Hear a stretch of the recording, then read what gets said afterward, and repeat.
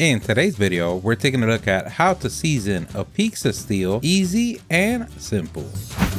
This so easy, anyone could do. Everything that we use on the video, we're going to leave a link on the description. Don't forget to like the video and subscribe. That does help us out a lot. Thank you. So you woke up today and making pizza is in your mind. Don't worry, here at the StatUpBox team, we've got your back. A few blocks away, but a back is a back. A pizza steel is a thick, heat-retentive slab of steel designed to replicate the high thermal performance of a professional pizza oven. Its superior conductivity and faster heat transfer, significantly greater than that of a traditional pizza stone, enables for quicker bakes, enhanced browning, and consistently crisp and well-developed crust for home cooks. And seasoning your pizza steel is simple. It also helps prevent any rust while also giving you a slightly more non-stick surface. And the first thing that you're gonna need other than yourself is a pizza steel. If you don't have a pizza steel and you're watching this for the comedic value, we salute you. And now that we have the basics out the way, to start the process, we're gonna use some old-fashioned elbow grease. We're gonna take our pizza steel to the kitchen sink and we're gonna give it the best massage